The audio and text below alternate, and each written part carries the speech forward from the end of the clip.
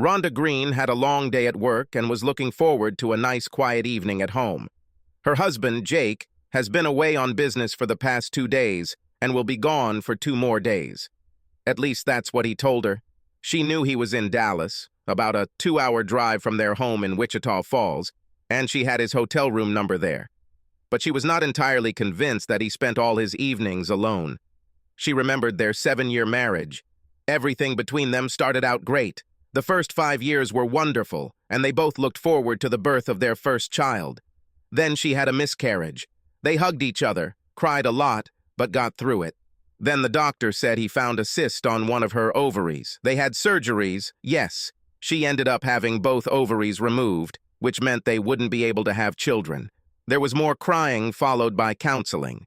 They both wanted children, but now it seemed like the only thing that could happen was if they adopted a child.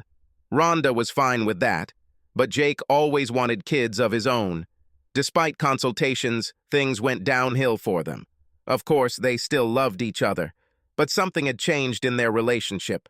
Rhonda did everything she could to make Jake happy, but it wasn't enough. She even took a course of hormone therapy, but it became clear to her that he was no longer interested in her, at least not sexually. About 6 months ago, she began to notice changes in Jake that she did not like.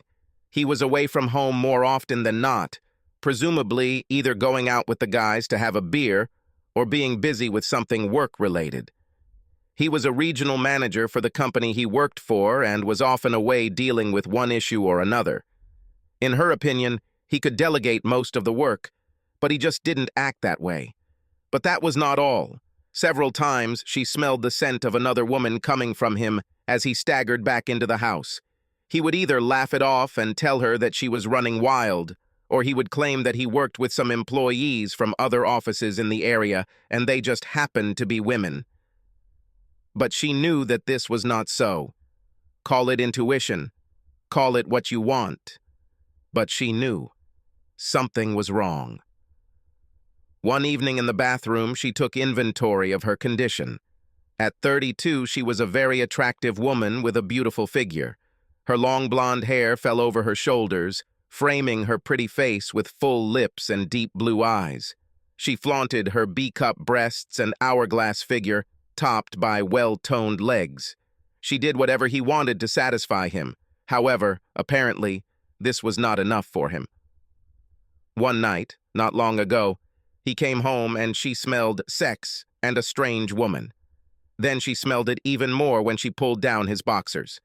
She pulled his boxers back on. "What's wrong?" he asked her. "Who is she, Jake?" she asked angrily. "I don't understand what you're talking about," he said. "Don't bullshit me, Jake," she said. "I can smell her vile scent all over you. Who are you cheating on me with?" "No one," he lied. "Bullshit," she said. "Today you will sleep in the guest bedroom. And you will stay there until you can be honest with me. And don't even think about touching me until you've been tested for sexually transmitted diseases. I'll be damned if I let you infect me." There was silence in the house for several days until he finally broke down and admitted that he had sex with one of his colleagues. "You fucking bastard," she hissed when he told her this. "Give me one good reason why I shouldn't divorce your ass right now, damn it." "Forgive me," he begged. "I drank too much. This only happened once. Please forgive me." "Just once?" she asked. "Yes, just once," he said. "I'm sorry. This will never happen again." "It's better not," she said, "because next time I will castrate you. But you will still sleep in the guest room until your test results come back. And I still want to know who you were with." Later that day, he told her it was Angela Carlisle from the Dallas office. "Maybe I should talk to Angela Carlisle," I said. "I'll tell her to keep her hands off my husband." "Please don't do this, Rhonda," he said. "This was just a one-time incident, and I could get into big trouble and possibly even lose my job." "It's either this or you lose your marriage," she said. The truth was that she didn't want to divorce Jake. Her parents were strict Catholics who did not believe in divorce, and they taught her that divorce was a sign of failure. No matter how angry she was at her husband, she still loved him and hoped to mend her relationship with him. "I don't have her number with me," he said. Please, Rhonda, she is also married. Then maybe her husband should know what his wife does when she leaves, she said. Wouldn't you like to know if I was playing tricks? He looked at her in shock. He began. What? You decided to earn a little extra money on the side for the sake of revenge? She asked with a grin. God knows I should have. I may not be able to have children, but I can still enjoy good sex every now and then. Maybe this is what I should do. Go and call a couple of big guys to come and fuck me in our bed while you watch. Is this what you want? You wouldn't do this, he pleaded. No, I wouldn't, she said. I'm not going to stoop to your level this time. But God help me if I ever catch you with another woman again. Do you see where I'm going with this? I understand, he said, defeated. He knew she would make good on her threat, and there were plenty of guys in town who would be more than happy to help her teach him a lesson. After that, everything calmed down a little. Either he was on the right track, or he had gotten better at hiding his dates from her. She didn't know what it was and couldn't let the investigator check it. However, she decided to keep him on a very short leash. His tests came back negative, so she let him back into the master bedroom. It was some time before she started making love to him again, and she watched his actions closely. She also found a photo and short biography of Angela Carlisle on his company's website.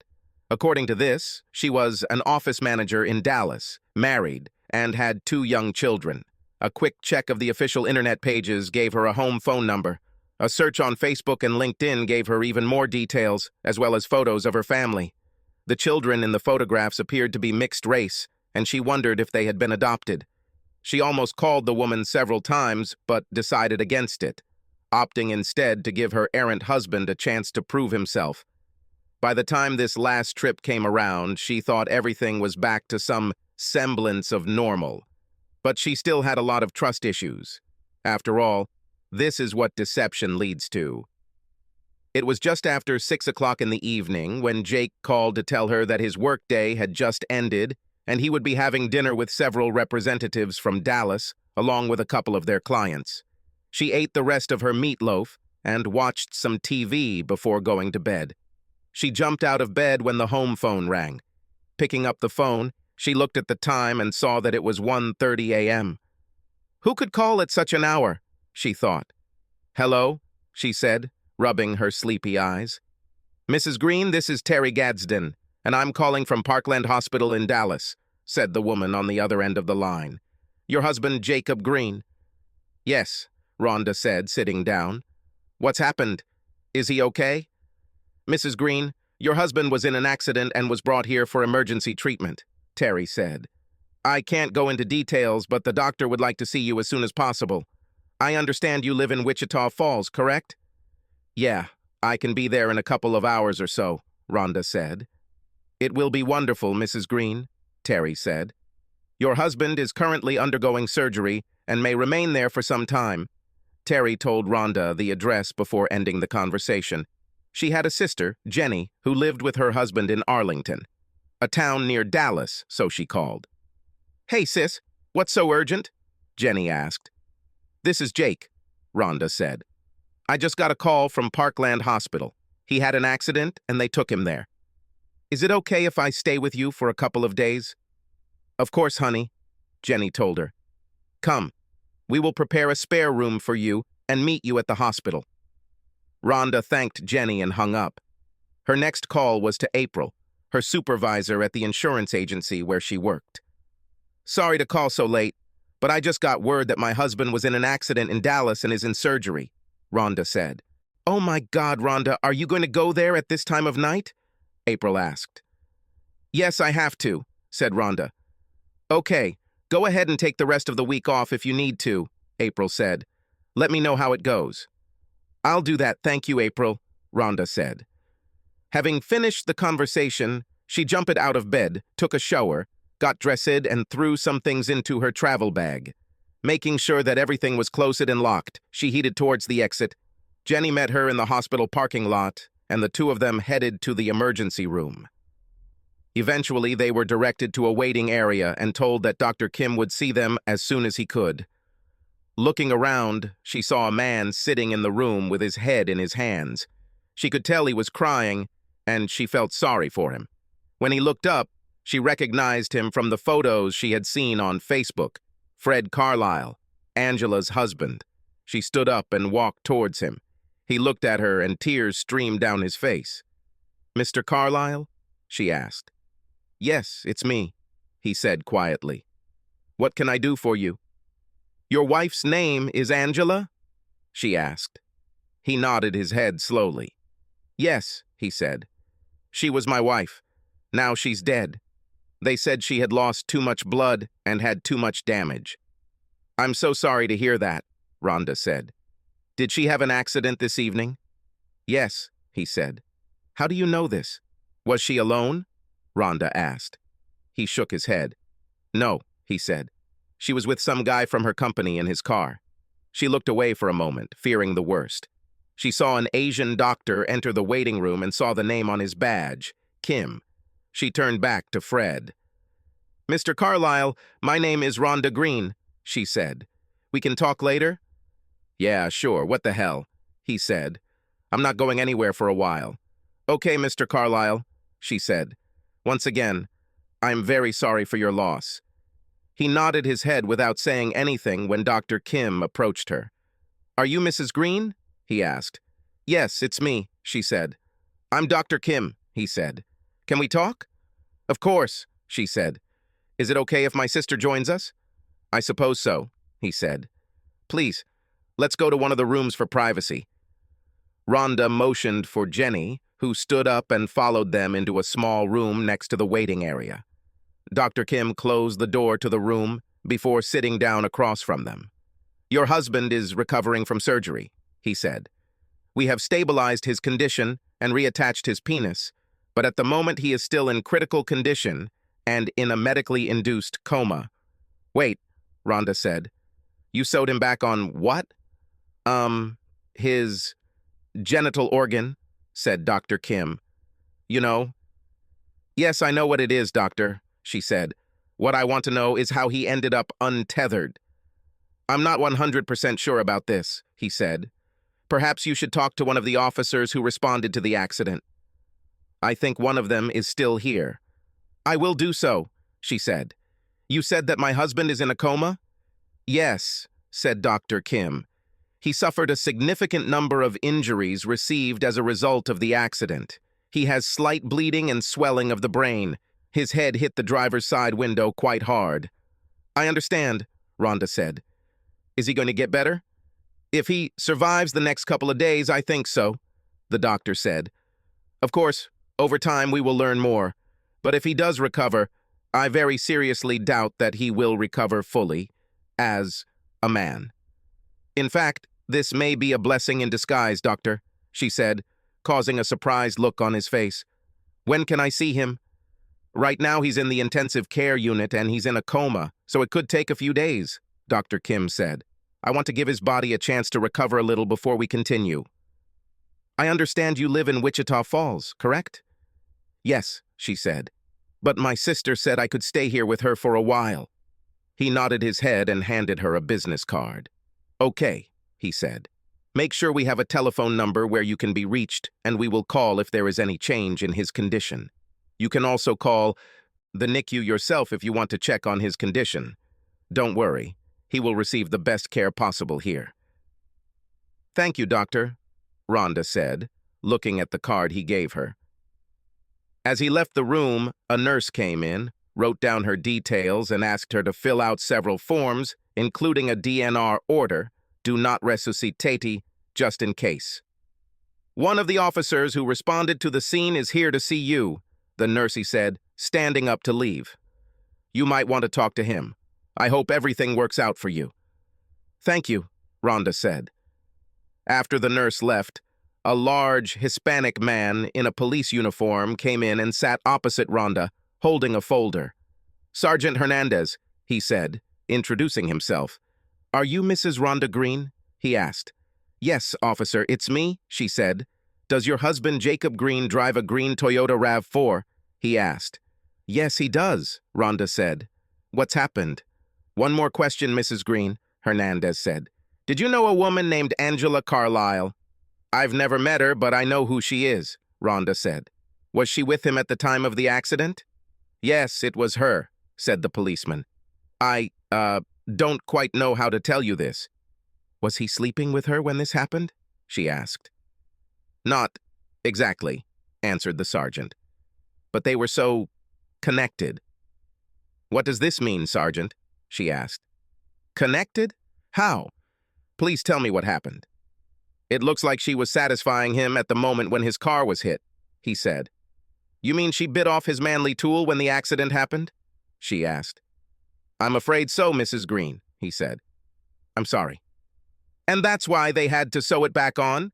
She asked as Jenny gasped in shock. Yes, ma'am, he answered shyly. According to witnesses, he drove the car unsteadily, crossed the median, and was hit head-on by an oncoming car. Looks like that's when she bit. He was drunk? She asked. His blood alcohol level was below the legal limit, the sergeant said. As far as I can tell, he was simply too distracted to drive safely. And my husband was to blame? Rhonda asked. That's exactly what I'm saying, Mrs. Green, he said.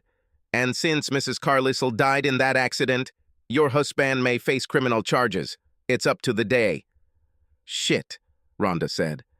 What about the other driver? The other driver was pretty badly injured, but he'll be okay, the sergeant said. So what happens now? She asked him.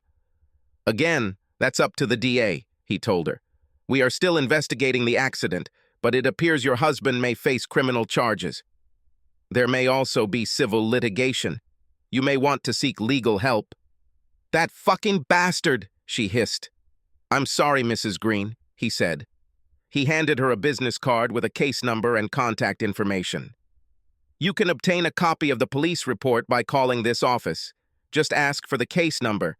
If there is anything I can do, please let me know. Thank you, Sergeant, she said, taking the card. After the sergeant left, Rhonda looked at her sister. What are you going to do? Jenny asked. I want to go there and kill that stupid son of a bitch, Rhonda said. I should have kicked his ass the first time I caught him. Has he cheated on you before? Jenny asked. Yes, said Rhonda. I didn't give a damn about principles and bought his bullshit lies. I should have known he would never change. Let's go to my house and get a good night's sleep, Jenny said. Tomorrow we will think about hiring you a lawyer. Thank you, sis, Rhonda said. I appreciate all your help. After they left the conference room, Rhonda stopped to talk to Fred, who was still sitting in the same chair. Mr. Carlisle, Rhonda said, I really regret all this. If there is anything I can do, please let me know. I'll be in town for a few days in case you want to talk. He looked at her with red eyes from tears. Thank you, Mrs. Green, he said. Perhaps I'll pick you up on that. Please call me Fred. I know it's not your fault. It's probably for the best that it all ended this way. What do you mean? She asked. When this happened, things weren't going well between me and my wife, he said. I think she wanted to recapture the thrill of her youth. So you knew what your wife was doing? She asked. Yes, he said quietly. She told me I had no choice but to suck it up and live with it. She said it was just sex and wouldn't affect us in any way. I practically begged her not to date your husband. Yes, he was the one driving, but she was the one who chose to be with him, and now it cost her everything. On the other hand, I guess you could say she died doing what she wanted. At least I won't have to deal with her cheating anymore. I still don't know how I'm going to tell the kids. At least you still have your children, she said, trying to console him. He looked at her with sad eyes. Yes, it is, he said quietly. For a moment she thought he was going to say something else, but he didn't. Please feel free to call me any time, she said, writing her mobile number on the back of her business card. Once again, I apologize. He simply nodded, took her business card, and put it in his pocket. The two sisters left the hospital and went to Jenny's house. The next morning, Jenny called Rhonda and made an appointment with lawyer Durwood Schnablegger that afternoon. According to Jenny, he was a shark who hated traitors with a passion. How do you know this guy? Rhonda asked. My friend got divorced some time ago, Jenny said. He was her lawyer. Trust me, this guy is good. My friend said her ex was lucky he walked out of the courtroom with his ass still attached to his body. Sounds like my type of lawyer, Rhonda said. That afternoon, they went to his office. Rhonda wasn't sure what she was expecting, but she thought she had made a mistake when they walked into his office. He was short, about 170 centimeters, balding, somewhat plump, wearing glasses with thick lenses, like Coca-Cola bottles. In short, no pun intended, he looked like a stereotypical bookworm, the kind of guy who gets sand thrown in his face at the beach. He listened calmly as Rhonda told her story. "And you say he's in the hospital now?" "In coma?" he asked. "That's true," said Rhonda. "Fine. Well, the first thing I think we need to do is reduce your potential financial liability," he said. "From what you just told me, your husband could be facing 2 very unpleasant lawsuits, in addition to potential criminal charges." He pulled out a checklist and handed it to her. "Given that your husband is now in a coma, this is the perfect time to start over," he said. "I need you to come home and take care of the items on this checklist. The sooner the better. I will begin the paperwork for your divorce and should be ready to send in a couple of days. I assume you want to file on the grounds of adultery. Also, try to find out if this Carlisle guy plans to sue. I'll try to find out about the driver of the other car and see if I can find out what the DA is planning to do. Have questions?" "What about my husband's car?" Rhonda asked. He shrugged. "What about her?" he asked. "If the DA plans to prosecute, he'll probably want her as evidence. If he decides to go public, the insurance company will likely tally the amount. In my opinion, this is actually the least of your worries. We'll deal with this later. The first thing we must do is protect your assets." After discussing the matter, Rhonda paid the advance and both girls left the office. On the way back to Jenny's house, Rhonda received a call from an unfamiliar number. "Hello," she said, picking up the phone. "Mrs. Green, this is Fred Carlisle. Can we meet a little later today?" he asked. Yes, of course, Fred," she told him. "Where would you like to meet?" "At my house, if you don't mind," he said. "Yes, everything is fine," she said. "Is it okay if my sister comes with me?" "Of course," he said before giving her his address. She wrote it down and passed it to Jenny, who nodded. "We can be there in 20 minutes, Jenny said. "Is 20 minutes okay with you, Fred?" she asked. "It's okay," he told her. "See you." "What did all this mean?" Jenny asked when Rhonda ended the call. "I'm not sure," Rhonda replied. "Well, I guess we'll find out when we get there," Jenny said. 20 minutes later, 2 girls walked up the steps and knocked on Fred's door. He opened the door and invited them in. "Thanks for coming," he said. "Can I get you 2 something to drink?" "Coffee? Tea?" "Tea is good, please," said Rhonda. He went to the kitchen and returned with 3 cups of green tea and distributed them to everyone. "Please sit down," he said. The girls sat down and waited for Fred to continue. He seemed nervous about something. "Mrs. Green," he began. "Please call me Rhonda," she said. He nodded his head. "Rhonda," he said, "I know you've been through a lot, so please bear with me." "Of course, Fred," she said. "By the way, where are your children?" "They are with their mother's parents," he said. Rhonda found his deliberate choice of words interesting. "In case you were wondering, they are not mine." "I understand," Rhonda said. "Have you adopted children?" "No," he said. "These are my wife's children. This is part of my explanation. Look, I know your husband was driving that car, and he's technically responsible for what happened to Angela. All day I was followed by ambulance officers who wanted to take care of my case. I told them all to go away and leave me alone. Yes, your husband killed my wife, but I want you to know that I am not taking any action against you." "Thank you, Fred. You have no idea what this means to me," Rhonda said. "The truth is, Rhonda, your husband freed me from 6.5 years of hell," he said. "I don't quite understand, Fred," she said. He stood up and walked over to the small desk, then returned with the photograph. Rhonda looked at him as he handed it to her. It was a photograph of a much younger Angela and Fred. But Fred in the photograph bore little resemblance to the man standing in front of her. The man in the photo was fit and muscular, in contrast to the thin man standing in front of her. "What happened, Fred?" she asked. "Angela and I had this shortly after we got married 10 years ago," he said. We had a great marriage at the time, or at least I thought so. About 7 years ago, she went to the spa for the weekend with 3 of her friends. When she returned, she was a completely different person. And not for the better. She was a complete bitch. It was as if good Angela had been sucked out of my wife's body, and evil Angela had taken her place. She made it clear to me that she would take lovers whether I liked it or not. And she threatened to destroy me personally if I filed for divorce. I started getting letters from something called the Mutual Marriage Insurance Society, but I never responded to them because I had never heard of them. Eventually, the letters stopped coming. I asked Angela about them, but she said she didn't know anything, so I threw them in the trash. 6 years ago, I came home and was ambushed right here in my own living room by a couple of big guys. I tried to fight them off, but they injected me with something. I woke up tied to a chair in my bedroom. Then they put something in my mouth and started beating me with sticks. Finally, Angela came into the bedroom and told me that from now on, things would be completely different. I was forced to watch these 2 guys take turns fucked mine wife. All this time, she humiliated me and laughed at me, calling me a weakling. When they finished, she called me her little cuckold. When they left, she told me that she was in charge here, and I should never question her about anything. Sometime later, I bought a pistol, he added, showing a .45 caliber semi-automatic pistol. The only place I carried it with me was here in the house.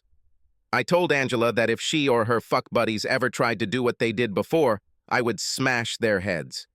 She believed me, but that didn't stop her. She intentionally had sex with other men and had children with them.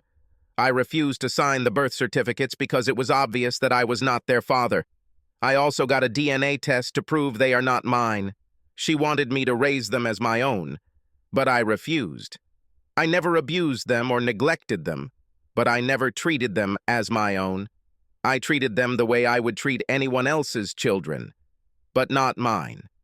Suffice to say, as they got older, Angela taught them to disrespect me at every opportunity. She went to work for your husband and had her eye on him from the very beginning.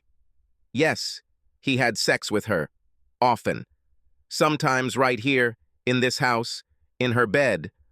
But she was just as eager for it as he was, and frankly, I wouldn't be surprised if she blackmailed him into it. You should know, Rhonda, that your husband has had sex with many women, not just Angela. I'm sorry to have to tell you this. I started noticing changes in my own body about 4 years ago or so. At first, I thought it was just age or stress. God knows there was plenty of that here. Imagine sleeping behind a locked door with a loaded gun under your pillow. Now I know it was something else. I started seeing doctors about this, but they had no answers for me. About 3 months ago, I went to a specialist, and he ran several tests on me. It turned out that Angela was giving me something. I think she put it in my food, and over time this is what happened, he said. Why would she do this? Rhonda asked.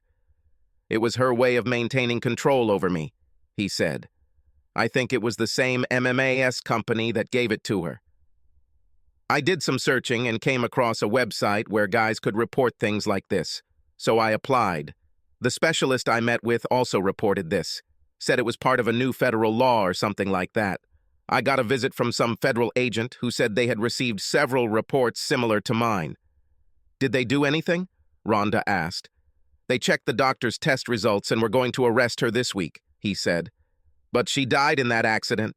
So you see, your husband didn't know it, but by killing her, he saved my life. Oh my God, Jenny said. What are you going to do now? Rhonda asked. I took 4 months off from my job and am going to camp in the north, he said. What are you going to do with the children? Rhonda asked. From now on, they will live with their grandparents, he said. I thought about giving them a choice, either stay with their grandparents or go to an orphanage or live on the street. In the end, I decided to just take them to Angela's parents. Did you tell them what happened to their mother? Jenny asked. Yes. I told them that their bitch mother died in an accident and would never come home again, he said. I know it may sound cold, but you don't know what it was like here. They must have taken it pretty hard, Rhonda said. So it was, he said. They started crying, saying that they wanted to see their mother. I got angry and told them to shut up and get over it. I told them to never forget that life is a bitch, and then you die. Maybe you should write a book on how to explain life and death to little children, Jenny said sarcastically. Look, I know it sounds harsh, but honestly, you won't know what a squad is until you've been in my shoes for a couple of years, he said. So, I assume you're not going to sue? Rhonda asked, trying to change the subject. No, he said. In any case, I must thank your husband for putting an end to my suffering. I understand, Rhonda said. What about your wife's funeral? It will cost a lot of money. There will be no funeral, he said. I donated her body to science. Her parents didn't like it, but it was too damn bad. Maybe smart people will be able to figure out what turned her into such rubbish. Sorry for my language. It's okay, Rhonda said. I understand. So when are you heading north?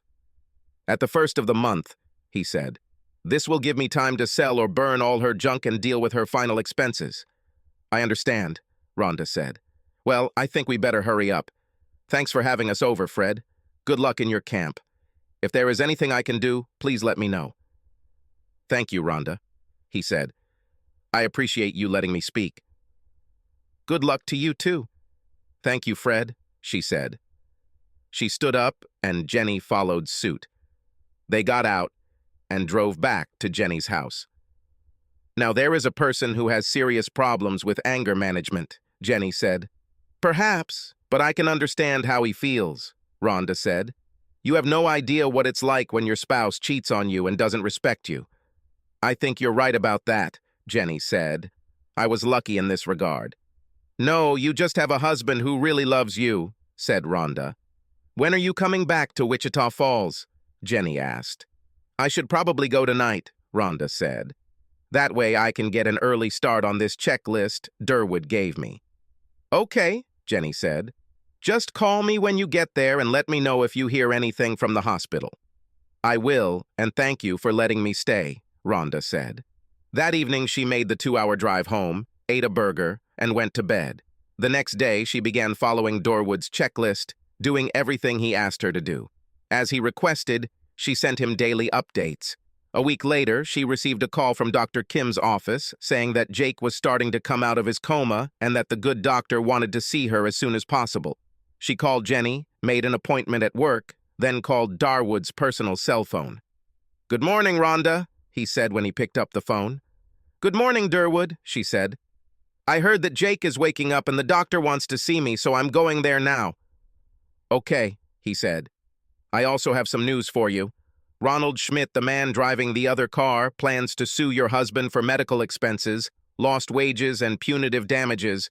I talked to his lawyer, and from what he told me, they will probably ask for at least $1 million. Damn, Rhonda said. On top of that, the DA told me that when Jake is released from the hospital, he plans to file criminal negligence and vehicular manslaughter charges. Durwood said.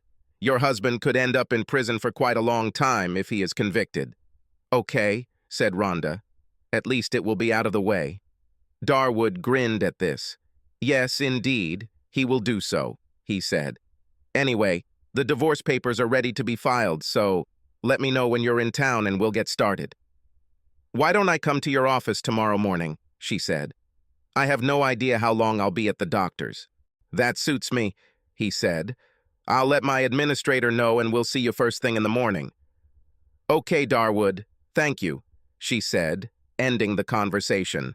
She loaded up enough for the week, filled her gas tank, and headed south.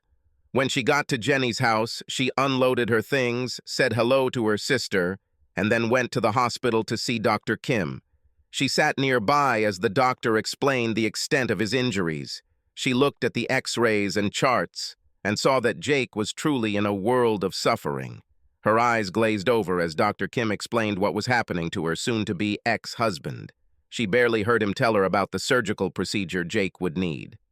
Mrs. Green, do you understand all this? He finally asked. Yeah, I'm just trying to process it all, she said. What if he doesn't have this procedure? What will happen? Well, your husband's chances of recovery without this are slim, he said. He'll feel a little better once we do the procedure. But I must warn you that this is still somewhat of an experiment, which means it will be considered an elective surgery, not covered by his insurance, she said. How much is it? He put a piece of paper in front of her with a set of numbers. Her eyes widened when she saw this. "You've got to be kidding me," she said. "I'm afraid not," he said. "Tell me, Mrs. Green, I am aware of the circumstances of your husband's hospitalization. What are your intentions?" "I intend to divorce him as soon as he leaves here," she said. "I also understand that the district attorney has also filed charges against him. But until then, you are still responsible for his medical care," he said. "What do you want us to do?"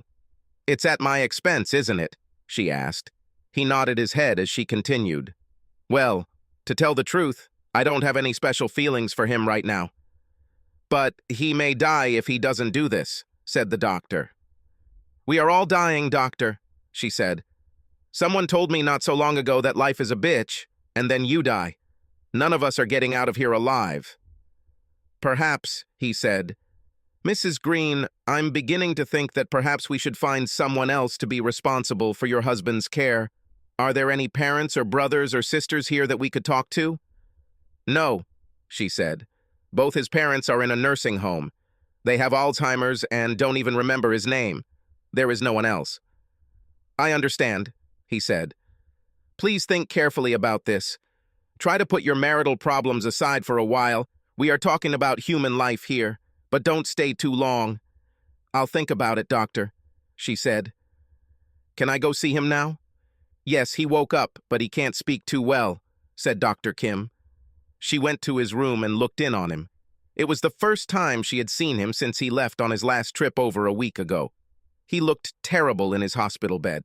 Most of his body was covered in bandages and casts. His eyes were open, but not much. She walked up to him and looked down at him. "You're in a hell of a mess, Jake," she said. "They told me they sewed your manhood back on, but you'll never be able to use it to its full potential again. Oh, by the way, she's dead. Her husband asked to thank you for freeing him from her. The district attorney is also going to file criminal charges against you.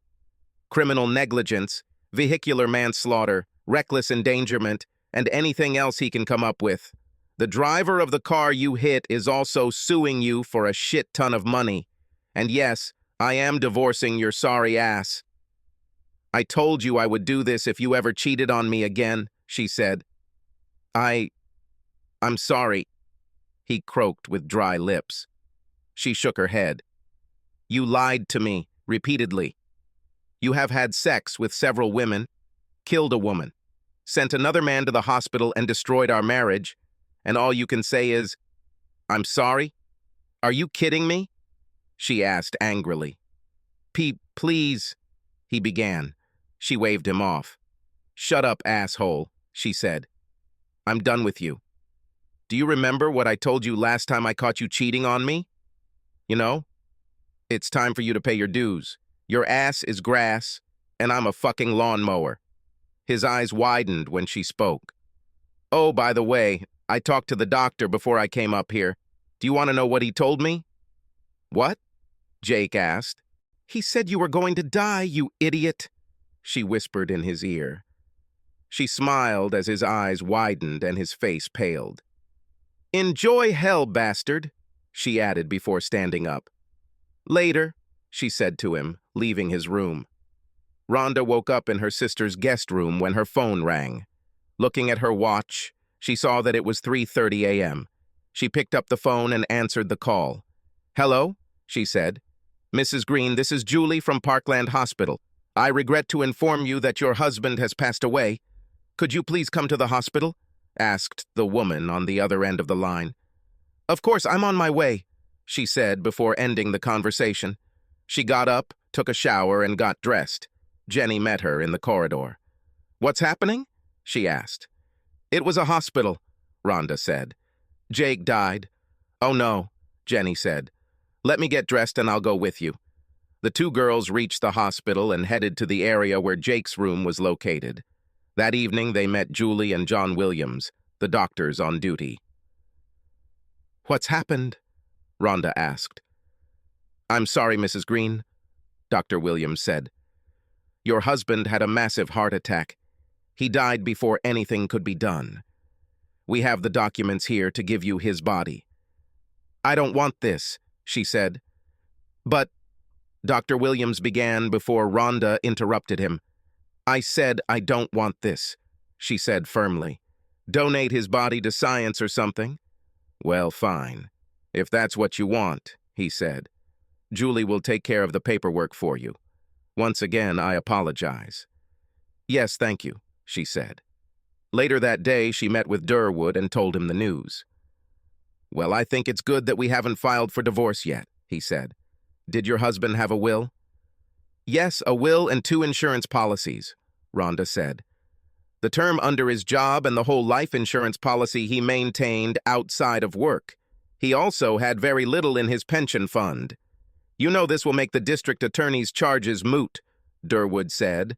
After all, you can't judge a dead person. What about Schmidt? Rhonda asked. His lawyer hasn't filed yet, but they still intend to, Durwood said. You know that they can still seize your husband's property. Talk to them, she said. If they are still planning to apply, make them a reasonable offer. Not this $1 million bullshit. I see medical bills and lost wages. However, there is nothing beyond this, and nothing will be finalized until Jake's estate is settled. I'll see what I can do, he said. I'm sorry for your loss, Rhonda, he added, hugging her lightly. She nodded her head and hugged him back. Thank you for all your help, Durwood, she said. 3 months later, Rhonda heard from Durwood that Schmidt's lawyer had agreed to $150,000, a far cry from the $1 million they had originally wanted. So far, both insurance companies have paid out Jake's benefits, and Rhonda has received 2 checks for $1 million. After paying the settlement, Durwood's fees, and Jake's last hospital bills, she still had a lot of money left over. On top of that, the mortgage on their house was paid off, thanks to the mortgage insurance she insisted they get when they bought the house, and Jake's company transferred the $350,000 he had in his retirement fund to hers. After what Jake put her through, she was embarrassed to date again. She was asked out several times, but she always refused. A few weeks later, she went to Dallas to see her sister and brother-in-law. The 3 of them went to a club where they danced and generally had a good time. Looking around the club, she saw a somewhat familiar figure and headed towards him. Fred, is that you? She asked. The man turned around in fear. He was in much better shape than the last time she saw him. He had gained weight and seemed much more confident. Rhonda, is this true? He asked. Yes, she said. You look really good. Are you done with your camp in the north? Yes. I just returned a couple of days ago, he said. How are you doing? Everything is fine, thank you, she said. How is your relationship with your husband? He asked. He died, and I hope he's burning in hell right now, she said with a smile. He laughed with her. Together with my ex, I'm sure, he said. Would you like to dance? I would love to, she said. They danced a few dances together and finally ended up at Rhonda's table, where she introduced him to Jenny's husband. Look, guys, I hope you don't mind, but Fred and I are getting ready to leave. See you tomorrow, okay? Have fun, sis, Jenny said. You take good care of my sister, Fred. Remember, I know where you live, she told him with a smile. I'll do that, don't worry, he said before they left. Rhonda and Fred enjoyed their evening together so much that they began to meet often. It got to the point that they began alternating weekends. Rhonda would go to Dallas one weekend, and Fred would come to Wichita Falls the next. 6 months later, his company moved him to its Wichita Falls office, and Rhonda allowed him to move in with her. They married 6 months later. He understood when she asked him to sign a prenuptial agreement. As it turns out, he received quite a windfall from Angela's insurance company and pension fund, so things worked out well for both of them. After their honeymoon in Hawaii, they decided to sell Rhonda's house and buy something new, something that wouldn't bring back bad memories for either of them. They were both happier than they had been in years, but over time, they realized that something was missing in their lives. Fred, have you heard anything about Angela's boys? Rhonda asked one night after intense lovemaking. Last I heard, Angela's parents adopted them, and they're moving to Florida, he said. Why do you ask? Would you ever like to have children? She asked. Someday, of course, he said. I would love to raise one or two. You know that I cannot give birth to children for you, she said. Does it bother you? Yes, I know, and no, it doesn't bother me at all, he said. So we can't do it the old-fashioned way. How would you feel about adopting one or two? She asked. He thought for a moment before answering. Well, it would be nice to have children whom we could take fishing or picnics to the park, he said. After all, we have this big old house. There's plenty of space there. Yes, I imagine us adopting a child. Really? She asked excitedly. Yes, indeed, he said. I'll tell you what. Let's start calling tomorrow and find out what it takes. She wrapped her arms around his neck and showered him with kisses. Okay, honey, she said. I'll start calling everyone tomorrow. I love you so much. And I love you even more, my little flower, he said, returning her kisses. Subscribe to our channel so that your second chaff doesn't cheat on you, and go ahead and listen to the next story, because this story is nothing compared to the next one. If you're under 18, don't even think about listening to the next one.